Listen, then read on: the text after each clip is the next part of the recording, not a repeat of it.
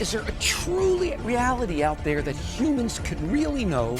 It's an age-old battle between realists and absolutists. God is not great, how religion ruins everything. And yet it's utterly and totally ridiculous. We need to live for something beyond ourselves.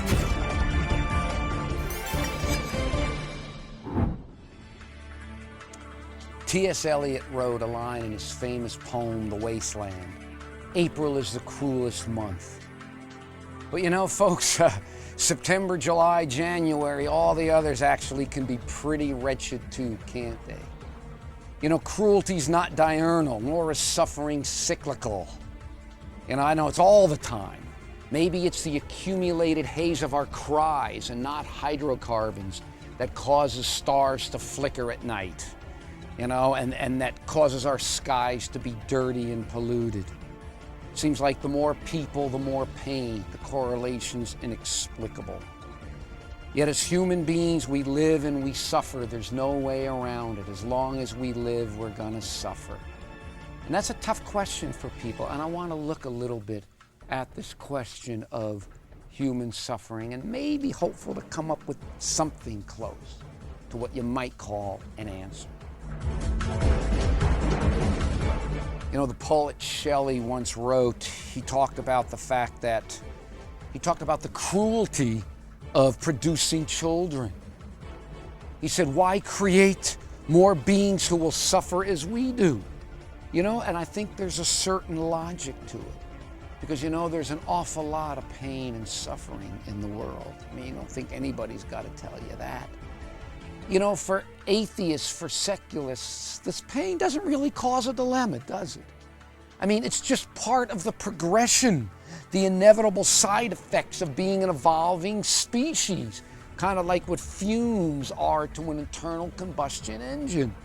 You know, life is absurd, it's meaningless, and nothing proves it more than the uselessness of suffering. I think that's Albert Camus once expressed it that way, the uselessness of suffering.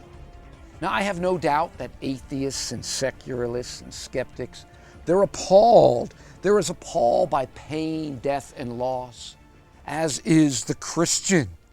I mean, they just have no problem explaining it, that's all. This is pain, suffering, death. This is just what it means to live in a godless universe, period.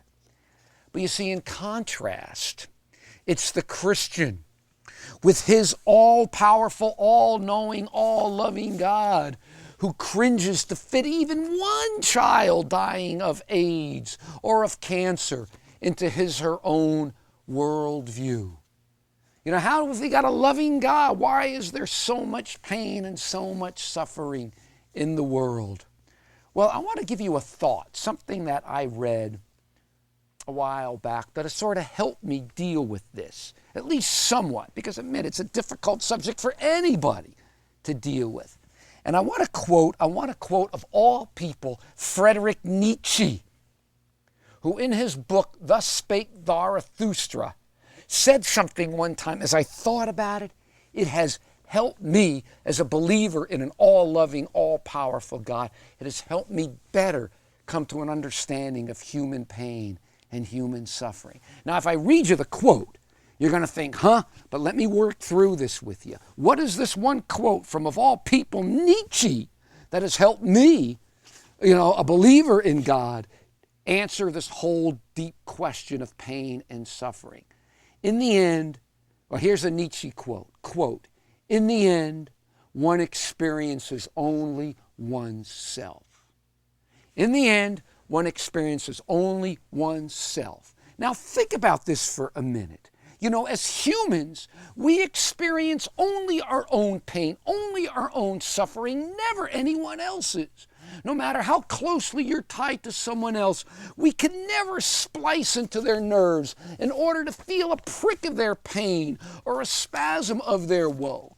Bill Clinton, my former president, once said, I feel your pain. Oh no, Bill lied. The president lied. He can never feel anybody else's pain. Whatever we feel for others, we feel it only in ourselves, as ourselves. Other people's pain comes to us only and always as our own. I think when thousands of people starved to death in an African famine, each individual mother, each individual father, each individual child suffered only as an individual can suffer, feeling no more pain than an individual can feel. Sure, we're appalled at the staggering numbers of the human tragedy. The numbers freak us out, but in the end, no one among all those numbers, all those numbers to the left of the decimal point has ever suffered more than an individual can, never suffered anything more than as a single digit.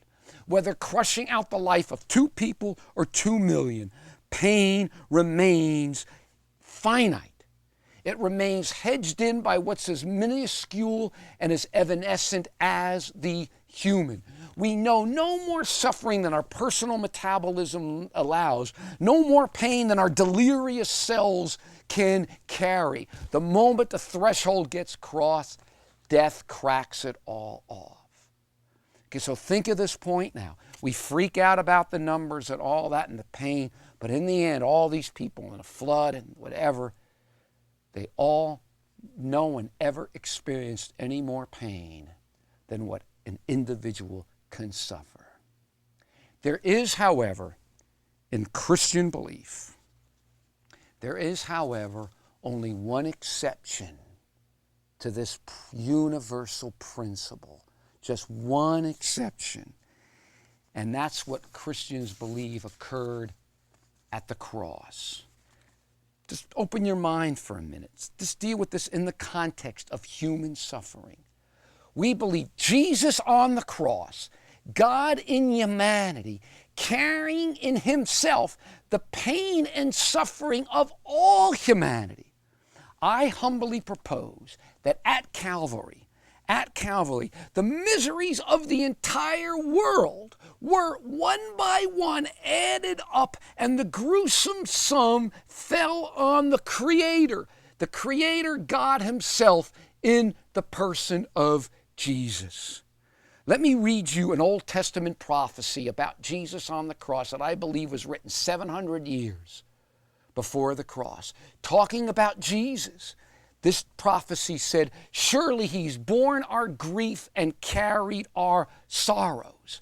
Our grief and our sorrows, that's all our grief, that's all our sorrows, and they all fell on God himself, who suffered more than any human being could suffer.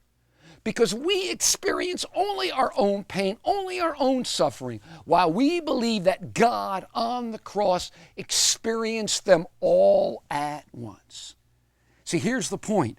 Christians believe that human suffering comes from one source, sin. And at the cross, all the sins of the world, all the grief, all the wrath, all the desolation inherent in sin, we believe it all honed in on Jesus, who as God endured the cumulative weight of it all. See, no matter how bad of our suffering, or no matter how many gigabytes of wide-eyed corpses are crudely hued in pixels across our consciousness on the screen, whatever we feel, either for ourselves or for others, we feel only as individuals. In contrast, God on the cross felt it all.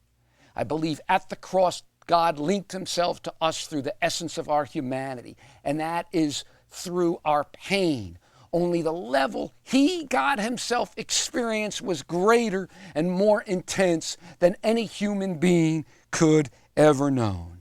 You see, in the end, whatever moral freedom has cost the race, and I believe there's sin and suffering because God gave us moral freedom. And whatever this has cost us, and look at what it's cost us, the pain and the suffering. Whatever it has cost us in our own grief, no human being has ever suffered more from sin than God himself. As I watch grief sculpt away time and again without amnesia the face of humanity, the thought that the pain that we know only individually, God knew corporately, though hardly resolving all the questions about pain and suffering, helps me live with the angst of the unanswerable. Even in April, which according to T.S. Eliot was the cruelest of months. I guess the bottom line in the end is God gave human beings freedom. They abused the freedom. Sin and suffering came. That was the cost of freedom. But in the end, no human being has ever suffered more from the freedom that God gave us than God himself. And that, in a sense, is the essence of what one of the things that I believe happened on the cross. Something to think about.